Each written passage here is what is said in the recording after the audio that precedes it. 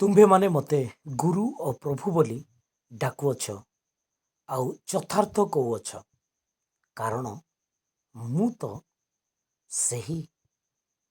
ଅତଏବ ପ୍ରଭୁ ଓ ଗୁରୁ ଯେ ମୁଁ ଯଦି ତୁମମାନଙ୍କର ପାଦ ଧୋଇ ଦେଇଅଛି, ତେବେ ତୁମମାନଙ୍କର ମଧ୍ୟ ପରସ୍ପରର ପାଦ ଧୋଇବା କର୍ତ୍ତବ୍ୟ। ଏଠାରେ ଆମେ ଦେଖୁ ପ୍ରକୃତ ସତ୍ୟତା ଗୁରୁ ଏବଂ ପ୍ରଭୁ ସମ୍ବନ୍ଧୀୟ ବିଷୟର ପ୍ରକୃତ ବିଷୟ, ଯାହାକି ଆମେ ଦେଖୁ ଈଶ୍ୱରଙ୍କର ବାକ୍ୟରେ ଜହନ 13 ଏବଂ 14 ପଦ। ଏଠାରେ ଲେଖାଯାଏ, ପ୍ରଭୁ ସ୍ୱୟଂ ନିଜେ ପ୍ରଭୁ ଯୀଶୁଖ୍ରୀଷ୍ଟ କହୁଅଛନ୍ତି ଶିଷ୍ୟମାନଙ୍କୁ, ଅତଏବ ମୁଁ ପ୍ରଭୁ ଓ ମଧ୍ୟ ଗୁରୁ, ମୁଁ ଯେ ସେହି ତ। ମୁଁ ଯଦି ତୁମମାନଙ୍କର ଗୁରୁ ଆଉ ମୁଁ ଯଦି ତୁମମାନଙ୍କୁ ଶିକ୍ଷା ଦିଏ ଆଉ ତୁମମାନେ ମୋ ଠାରୁ ଶିଖୁଛ, ଆଉ ମୁଁ ତୁମମାନଙ୍କୁ ଯେ ପ୍ରକାର ଶିକ୍ଷା ଦେଇ ମୁଁ ଶିଖାଉଛି, ଆଉ ତଦ୍ ଅନୁଯାୟୀ ତୁମେମାନେ ମଧ୍ୟ ଆପଣାର ସେଇ ଶିକ୍ଷାକୁ ଶିଖିଥିବା ଶିକ୍ଷା ଅନୁଯାୟୀ ତୁମେମାନେ ମଧ୍ୟ କର। ଗୋଟିଏ ଗୁରୁ ସବୁବେଳେ ଆଶା କରିଥାଏ ଶିଷ୍ୟ ଯେପରି ଗୁରୁ ସଦୃଶ୍ୟ ଜ୍ଞାନୀ ହେବ, ଗୁରୁ ସଦୃଶ୍ୟ ଜ୍ଞାନ ଅର୍ଜନ କରିବ ଆଉ ଗୁରୁଙ୍କ ସମସ୍ତ ବିଷୟ ଶିଖିବ। ଏହା ହେଉଛି ଗୁରୁର ଗୋଟିଏ ଆନନ୍ଦର ବିଷୟ ଆଉ ଗୁରୁର ଗୋଟିଏ ଲକ୍ଷ୍ୟ।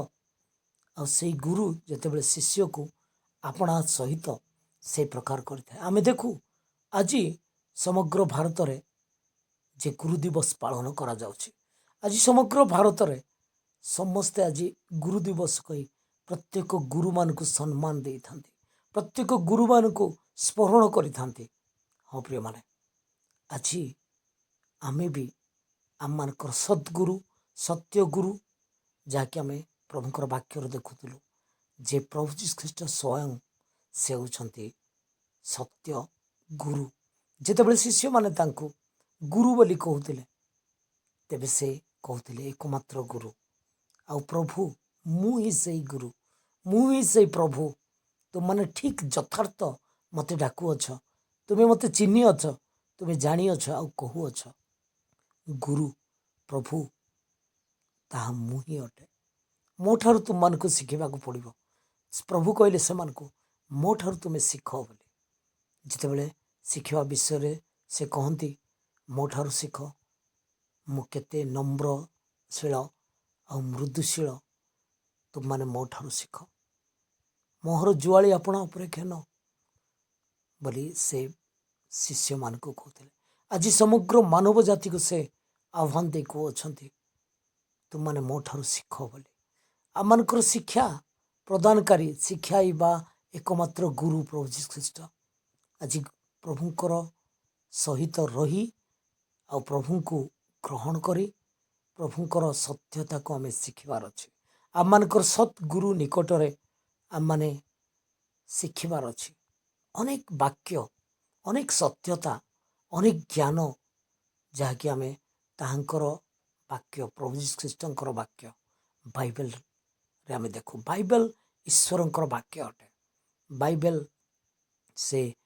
ବାଇବେଲରେ ଆମେ ପ୍ରଭୁଙ୍କର ବାକ୍ୟ ଆମେ ଜାଣୁଅଛୁ, ପ୍ରଭୁଙ୍କର କଥା, ପ୍ରଭୁଙ୍କର ଜ୍ଞାନ, ପ୍ରଭୁଙ୍କର ସତ୍ୟତା ଆମେ ଜାଣୁଅଛୁ। ତେଣୁ ଆମେ ତାହାଙ୍କ ଠାରୁ ଶିଖିବା, ତାହାଙ୍କର ସତ୍ୟତା ଜାଣିବା। ତେଣୁ ସର୍ବପ୍ରଥମେ ସେଇ ଗୁରୁଙ୍କୁ ଅର୍ଥାତ୍ ସଦ୍ଗୁରୁ ପ୍ରଭୁ ଯୀଶୁଖ୍ରୀଷ୍ଟଙ୍କୁ ହୃଦୟରେ ଗ୍ରହଣ କରିବାର ଅଛି, ବିଶ୍ୱାସ କରିବା ଅଛି ସେ ପ୍ରଭୁ ବୋଲି, ଆଉ ତାଙ୍କଠାରୁ ଶିଖିବାର ଅଛି। ଆମେ ଏହି ବାକ୍ୟରେ ଦେଖୁଥିଲୁ, ପ୍ରଭୁ ଗୁରୁ ହୋଇ ସେ ପ୍ରଭୁ ହୋଇ ବି ନିଜ ଶିଷ୍ୟମାନଙ୍କର ଗୋଡ଼ ଧୋଇ ଦେଉଥିଲେ ଆଉ ସେ ପ୍ରକାର ସେବା କରି ଶିଷ୍ୟମାନଙ୍କୁ ବି କହୁଥିଲେ, ତୁମେମାନେ ମଧ୍ୟ ଏହିପରି କର। ଆଜି ପ୍ରଭୁ ତାହା ହିଁ ଶିଖାଉଛନ୍ତି ଆମମାନଙ୍କ ଗୁରୁଠାରୁ ଆମମାନେ ଶିଖିବା ତାଙ୍କର ସେବା କରିବା, ଆମମାନଙ୍କର ଗୁରୁଠାରୁ ଶିଖିବା ତାଙ୍କର ସମସ୍ତ ସତ୍ୟତା, ପ୍ରତି ପରିସ୍ଥିତିରେ, ପ୍ରତି ଅବସ୍ଥାରେ କି ପ୍ରକାର ପ୍ରଭୁଙ୍କୁ ଗୌରବ ଦେବା, କି ପ୍ରକାର ଅନ୍ୟମାନଙ୍କୁ ମଧ୍ୟ ସେବା କରିବା, ଅନ୍ୟମାନଙ୍କୁ ମଧ୍ୟ ସତ୍ୟତାରେ କଢ଼ାଇ ଆଣିବା।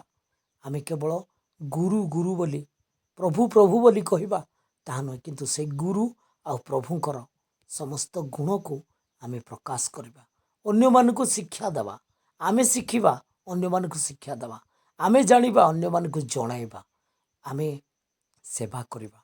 ପ୍ରଭୁ ଶିଷ୍ୟମାନଙ୍କୁ ଗୁରୁ ହେଇ ଆପଣ ଶିଷ୍ୟମାନଙ୍କୁ ସେ ସେବା କରିଥିଲେ।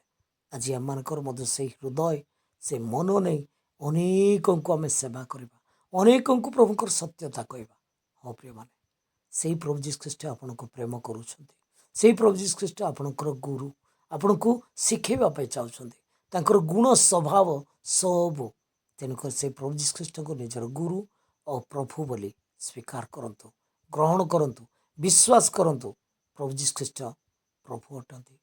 ସେ ନିଜ ଜୀବନ କାଲବରୀ କ୍ରୁଶ ଉପରେ ଦେଇଦେଲେ। ସେ କାଲବରୀ କ୍ରୁଶ ଉପରେ ତାଙ୍କର ବହୁମୂଲ୍ୟ ରକ୍ତ ଝରାଇଲେ, ସେ ମୃତ୍ୟୁବରଣ କଲେ। କିନ୍ତୁ ପ୍ରଭୁ ସେ ମୃତ୍ୟୁକୁ ଜୟ କରି ଉଠିଲେ 3 ଦିନ ପରେ। ଆଉ ସେ ଜୀବିତ ପ୍ରଭୁ ହୋଇ ଏବେ ପର୍ଯ୍ୟନ୍ତ ସେ ଜୀବିତ ହୋଇ ଅଛନ୍ତି। ସେ ଜାଣୁଛନ୍ତି, ଦେଖୁଛନ୍ତି ଆମ ସମସ୍ତଙ୍କର ଅବସ୍ଥା ପରିସ୍ଥିତି।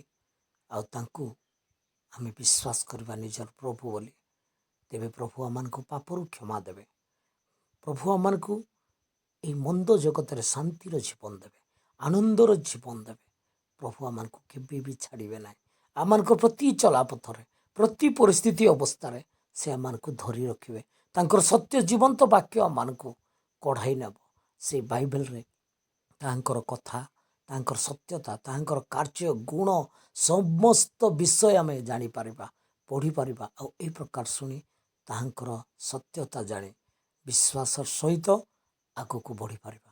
ତେଣୁ ପ୍ରଭୁ ଯୀଶୁ ଖ୍ରୀଷ୍ଟଙ୍କୁ ନିଜର ବ୍ୟକ୍ତିଗତ ଉଦ୍ଧାରକର୍ତ୍ତା ବା ତ୍ରାଣକର୍ତ୍ତା ବୋଲି ବିଶ୍ୱାସ କରନ୍ତୁ। ପ୍ରଭୁ ଯୀଶୁ ଖ୍ରୀଷ୍ଟ ଆପଣଙ୍କୁ ଆଶୀର୍ବାଦ କରିବେ।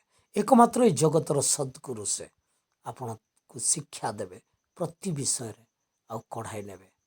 ଯଦି ଏପର୍ଯ୍ୟନ୍ତ ପ୍ରଭୁଙ୍କୁ ନିଜର ଉଦ୍ଧାରକର୍ତ୍ତା, ବ୍ୟକ୍ତିଗତ ତ୍ରାଣକର୍ତ୍ତା ବୋଲି ବିଶ୍ୱାସ କରୁନାହାନ୍ତି, ତାଙ୍କୁ ବିଶ୍ୱାସ କରନ୍ତୁ। ଆଉ ମୋର ଏହି ସେବା କାର୍ଯ୍ୟ ସହିତ ସାମିଲ ହୁଅନ୍ତୁ। ମୋ ପାଇଁ ପ୍ରାର୍ଥନା କରନ୍ତୁ। ଆଉ ଆଗାମୀ ଦିନମାନଙ୍କରେ ମଧ୍ୟ ଏହି ପ୍ରକାର ଭିଡ଼ିଓ ଗୁଡ଼ାକ ମୁଁ ଯେପରି ଆଣିପାରିବି, ଆଉ ଆପଣମାନଙ୍କର ସମ୍ମୁଖରେ ରଖିପାରିବି, ଆଉ ଅନେକ ଯେପରି ଜାଣିପାରିବେ। ଆପଣମାନେ ବି ଯାହା ଶୁଣିଲେ ଏହି ସତ୍ୟତା ଅନେକ ଯେପରି ଶୁଣିବାର ଅଛି। ତେଣୁ ଆପଣ ଏହି ଭିଡ଼ିଓକୁ ସେୟାର କରନ୍ତୁ ଅନେକଙ୍କ ନିକଟରେ। ତା ସହିତ ଆପଣ ଯଦି ମୋର ଏହି ଚ୍ୟାନେଲରେ ନୂତନ ତାହେଲେ ସବସ୍କ୍ରାଇବ୍ କରନ୍ତୁ, ଯେପରି ଏହି ପ୍ରକାର ଭିଡ଼ିଓ ସବୁ ଆପଣଙ୍କ ନିକଟରେ ପହଞ୍ଚାଇ ଦିଆଯିବ ଆଉ ଆସିବ, ଯଦ୍ୱାରା ଆପଣ ପ୍ରଥମରେ ଦେଖିପାରିବେ। ତେଣୁକରି ପ୍ରଭୁଙ୍କର ଗୌରବ ନିମନ୍ତେ ଏହି ସେବାକୁ ଆଗକୁ ବଢ଼ାଇବେ। ମୋ ପାଇଁ ପ୍ରାର୍ଥନା କରନ୍ତୁ ଆଉ ମୋର ଏହି ସେବା କାର୍ଯ୍ୟରେ ସାମିଲ ହୁଅନ୍ତୁ। ପ୍ରଭୁଙ୍କର ନାମ ଗୌରବ ହଉ। ଧନ୍ୟବାଦ।